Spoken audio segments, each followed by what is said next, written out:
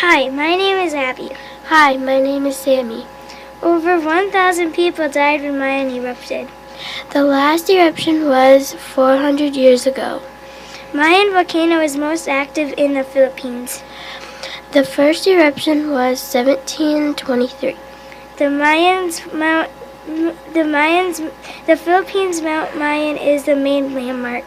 The Mayan volcano is 2,462 feet tall.